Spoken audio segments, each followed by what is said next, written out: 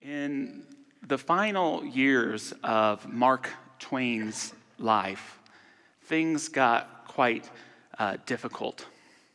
He lost much of his fortune. He lost a daughter whom he loved, and he lost his beloved wife of many, many years. And when it was time to go to the funeral, he refused to wear black, and instead he wore white, which wouldn't be incredibly unique in itself, except for the day after that, he wore white too. And the day after that, and the day after that, and the day after that. So much so that he became known as the man in white who wore white every day nearing the end of his life. And he shared why with a local newspaper. He said, "This suit, I may say, is the uniform of the ancient and honorable order of purity and perfection, of which organization I am president, secretary, treasurer, and sole member. I may add that I don't know of anyone else who is eligible. You see, when a man gets to be 71, a kid to us now, as I am, the world begins to look somber and dark. I believe we should do all we can to brighten things up and make ourselves look cheerful. You can't do that by wearing black funeral clothes. And why shouldn't a man wear white? It betokens purity and innocence.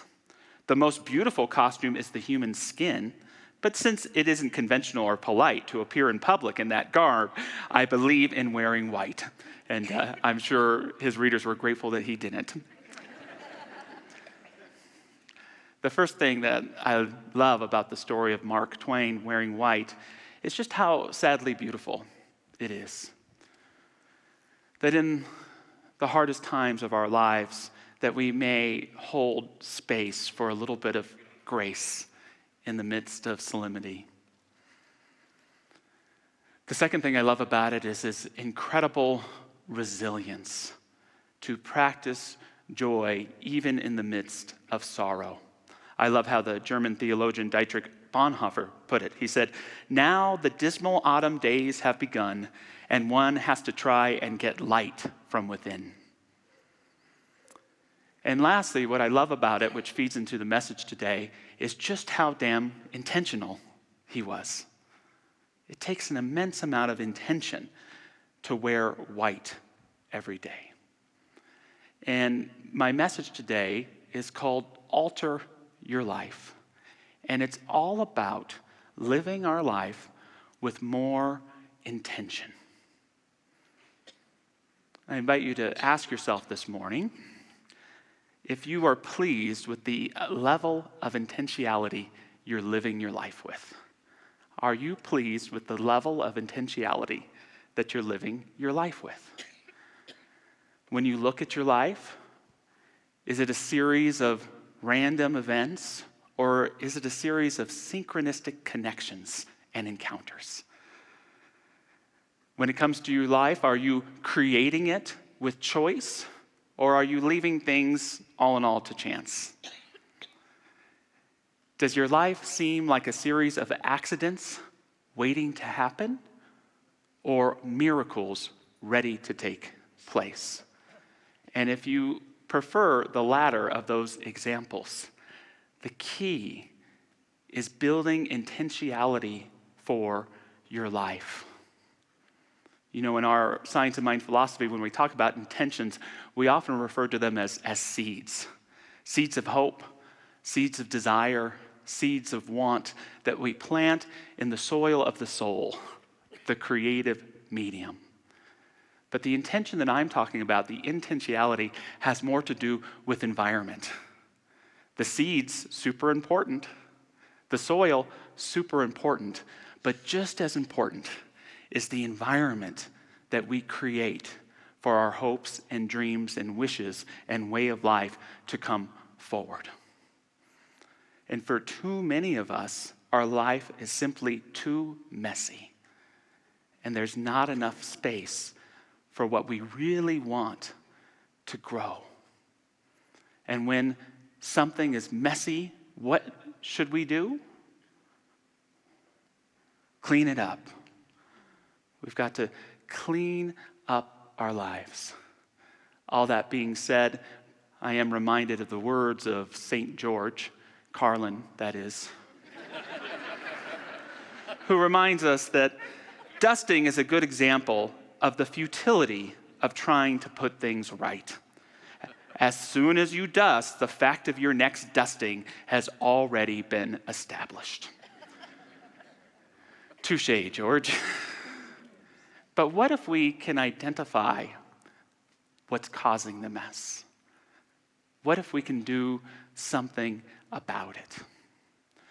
And for me, what's causing the mess isn't a thing, it's something that's lacking.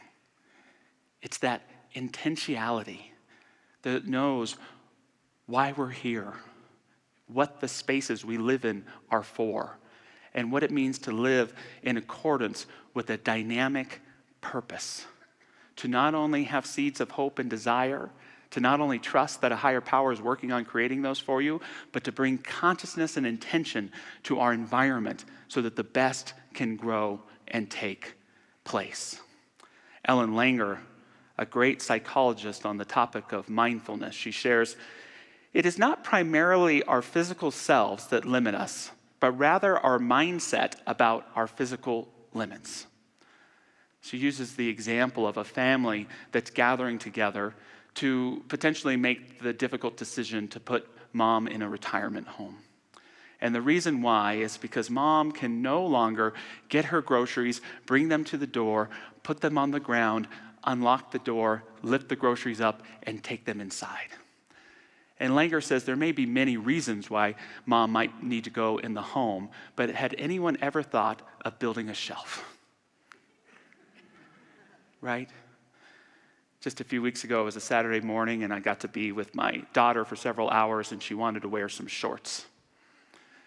And we spent about an hour and a half searching for shorts in all the places where kids' clothing might be. In the closet, behind the couch, in the car, in the washing machine, in the backyard, in the front door. No shorts. Very frustrating. My wife, April, comes home, and Nancy announces that she wants some shorts, and within about 60 seconds, April had grabbed some scissors and cut some tights. Nancy very happily was wearing shorts. I would have never thought to do that in a million years. Langer goes on to say, "It is not primarily our physical selves that limit us, but rather our mindset about our physical limits." That's what I read last time. What I meant to say was, too many of us believe the world is to be discovered rather than a product of our own construction and thus to be invented. One more time. Too many of us believe the world is to be discovered rather than a product of our own construction and thus to be invented. What I want you to know today is this, that there is nowhere in your life where you can't be intentional. Nowhere in your life where you can't be intentional. And bringing a consciousness of intentionality and clarity to your life is how you alter your life. We're very blessed today, as you can see, to have a couple beautiful altars that have been created for us here. And what is an altar? Originally, an altar was a place where we made an offering to God or to the gods. But over time, altars have developed into spaces of reverence that connect us with the sacred. Spaces of reverence that connect us with our inner being, that help us recall our purpose and our connection with God. I'm very grateful for the creators of these altars. I'm going to invite them up now. There are two of our wonderful prayer practitioners who often create these altars for our practitioner meetings, and they're just both incredible people. They are Wick Hampton and Rocio Self, master altar creators, and you can see how unique their relationship with the divine is. Is unique a good word for you? I think so, in expressing who they are. And I just would like to ask both of you today to tell us just a little bit about what your altar represents for you and the difference that creating altars makes in your life. Thank you, Josh. I just feel so honored, and I feel the reverence of just being here with you and having the privilege and the honor to present this altar that has come from my heart and representing the many faces of the divine. And in this case, for me, the many faces of the Divine Mother that is also woven in tradition, that is a part of the golden thread that we teach. So that was my intention in the presentation of my altar, is to bring that piece that is very dear in my heart in the many years that I have spent in discovering that aspect of spirituality that is deepening and learning from the teachings of the Divine Mother, that is also a way of getting deeper into that understanding that we have the divine feminine and the divine masculine within us. And so honoring the face of God as the Father and the face of God as the Mother. So it's just a joy to me. Thank you. Wonderful. Thank you, Rocio. And Wick. Good morning, y'all. Life isn't easy, but it doesn't have to be hard. And when I'm looking for happiness, my life's kind of hard. But when I allow happiness to find me, not only is my life easier, but it's fun.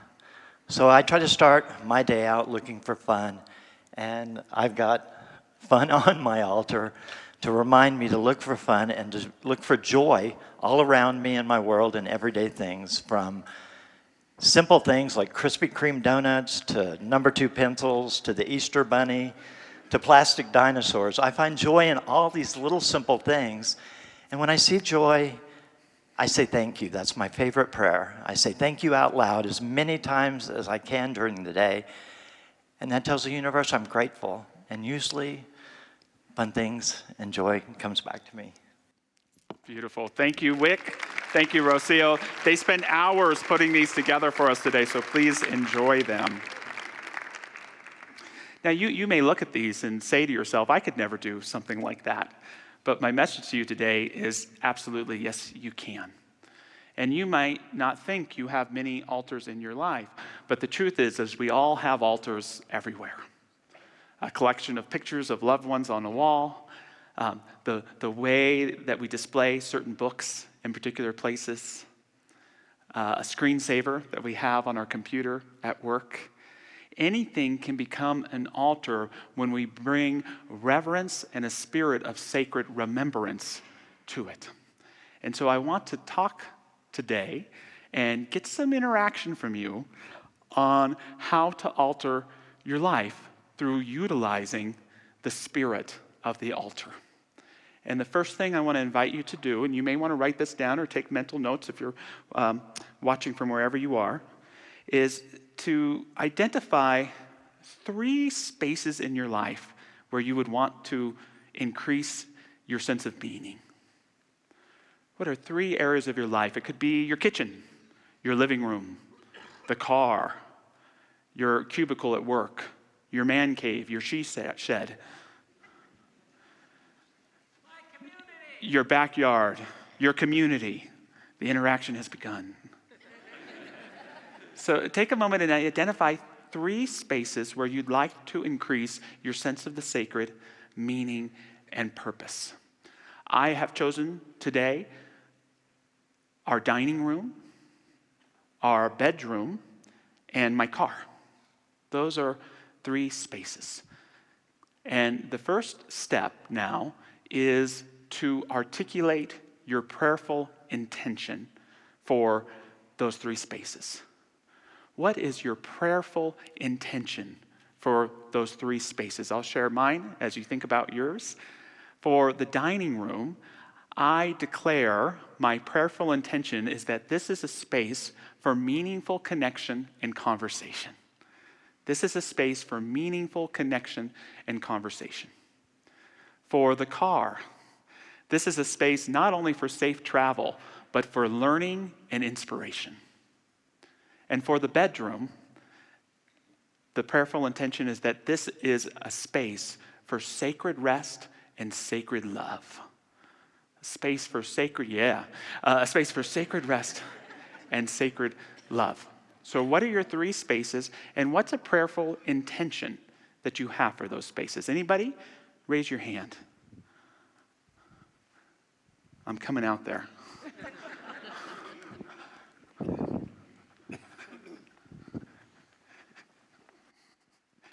Did you want to share? Yeah. Three spaces are my room and my Your house? Yeah. Beautiful, wonderful. Let's hear it for him. Fantastic. Who else has one? Right there, I'm sorry. Barbara, dear, you might have to come over this way. I have to hold it because then you become the minister if I let it go. Okay, so one of my spaces is my deck, I think, because I love gardening, and I think I put a lot of care and love into my garden, but I want to put heart into my deck. I'm also sort of a neat freak, so I don't like lots of junk, and I've got 3 kids.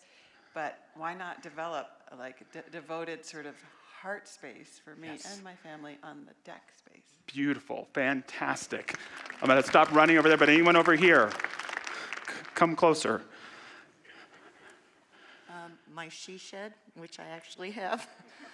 I have all positive messages, crystals, candles. It's my sacred place. Wonderful. And when I feel disconnected, I go in there and I sing, surely the presence of God is in this place. Oh, I love it. I love it. Anyone this way while I'm walking back up?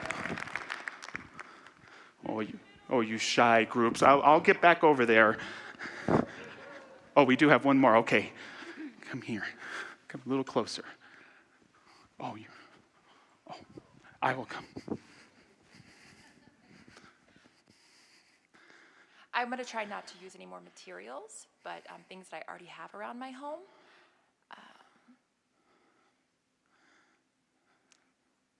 Just gathering things in nature to put in my home and make a more beautiful place. Having conversations with like the trees and the beautiful things in my backyard, and really creating that space to feel more intentional around my home. Beautiful. And yeah, that will be my altar. Wonderful. Thank you so much. Aren't we? We're so grateful for our deaf community, and we're so grateful for our interpreters. What is your name again? Kaylee. Thank you so much, Kaylee. So we set our prayerful intentions, and what that means is that we're blessing and deciding what the space is for. The second step, after we've set our prayerful intention of what our space is for, is we now get to declare and articulate what it's not for. What it's not for. Our dining room is a place for meaningful connection and conversation. Board games, yes. Cell phones, no. Books, no. Not allowed in this space. The car is a space for really good tunes and for lectures. It's not a space for bad music or punditry. Not allowed. The bedroom, a space of sacred rest and sacred love, it is not a space to do work on. It is not a space to argue with my spouse. As a friend of mine, Dr. Lois Nightingale, she lives in California, she wrote a book, it's a bedroom, not a boardroom. Right? And so our spaces need our reverence and our intention, but also our protection, our boundaries that allow the space to work for us instead of working against us. Lastly, decide on the symbols that you want to use, the altars you want to create that remind you of the intention of the space and connect you with it. On the kitchen table this week, I took a gift I received from my son when he was 8 years old that said, "The love of a family is life's greatest blessings." And we put some virtue cards on the table as well for us to draw and conversate. Great reminders. In the car, I'm going to put on a little sticky that says, I'd rather be driving. Simply to remind me that time in the car isn't wasted, but is meaningful time for that learning and inspiration. And in the bedroom, honoring sacred love and sacred rest, there's only one thing I want and need, and they're sitting right over there. Not you, sir. My wife's sitting next to you, right over there. To be present with that. Can you think of that symbol that you want to put in your space and what it is? And we can hear from a couple people. You can share with someone around you what comes up for you. Has anyone got anything? Peace signs. No tech. Good boundaries. Yeah. So keep thinking about it, and through setting a prayerful intention, through knowing what your space is not for just as much as what it is, and creating and bringing forth those symbols that remind you of your spirit, you can transform and alter your life. Now, one challenge that may come up is that we're not always in control of all of our spaces. Your space might be a conference room with challenging meetings at work, or somebody else's Zoom room. It's important to remember that you have already always the greatest altar that there is, and it's yourself. Hey, Josh, what do? I'm a mobile altar. You are a sacred being. You are sacred space. And when you bring that intention, you can remind yourself of that in life. We talked about Mark Twain wearing all white. Another favorite example of mine is from the late, great first female Secretary of State, Madeleine Albright. When she was 11 years old, she immigrated from Prague right here to the Denver area of Colorado.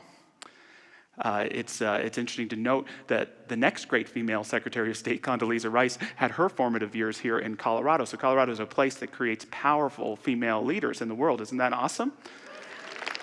And Albright was a lover of brooches, a lover of pins. And early in her term as Secretary of State, Iraq published in a newspaper a poem about Madeleine Albright that wasn't very nice, referring to her as a serpent. So what did she do? The next time Iraqi diplomats came to the United States, she wore a serpent on her vest. The new president of Russia at the time, Vladimir Putin, figured out really quickly and shared with President Bill Clinton at the time that he knew immediately the first thing to do with Madeleine was to read her pins. She would wear a turtle if negotiations were going slow. She'd wear a butterfly if there was a symbol of some hope. The press would always ask, "What's with the ladybug? Why the spider? Does the angel mean you're in a good mood? The wasps, does it sting?"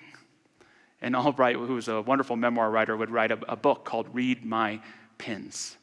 And I just love the intentionality of that we can choose in what we wear and how we show up. And in the consciousness of our own mind, we can create an altar right there that allows the sacred to come through. That's been a mantra for me as of late, is my mind is a sanctuary. You want to say that with me? My mind is a sanctuary. The thinker is always welcome, but his thoughts are not always welcome. Because this mind is a place for the sacred. It's a place for upliftment, for divine memory, and for inspiration. And when something gets in that doesn't belong or doesn't honor the sacred, that it needs to go somewhere else. Look at your life. See the beauty and the magnificence in it, and see it in the space of what's possible. Set your prayerful intentions. Articulate your boundaries of what your space is for and what it isn't. And utilize those symbols, those gifts of God in your life to inspire a divine recollection that can allow you to let all the mess go and take care of itself. To close with some words from Ramana Maharshi, place your burden at the feet of the Lord of the universe, who is ever victorious and accomplishes everything. Remain all the time steadfast in the heart, in the transcendental absolute. God knows the past, present, and future. God will determine the future for you and accomplish the work. What is to be done will be done at the proper time. Don't worry, abide in the heart and surrender your acts to the divine. So just moving into a prayer this morning, invite any of our wonderful practitioner prayer partners to stand and join me as we create a consciousness. We create a consciousness which is an opening, a vessel, an altar for the divine to come through. We create this altar on our hearts, knowing it is a space for transparent love of giving and receiving. We create an altar of our mind that allows only the finest and purest of seeds to be planted. And we open up the spaces of our lives to nurture the seeds planted in the heart of the creative medium, to call forth, to welcome in the new, to let go of what's old and worn out and dusty, and to allow, with the clarity of our vision, to clean up our lives, to make room for God and what matters most. We give thanks for this. We embody this. We are this. And so it is.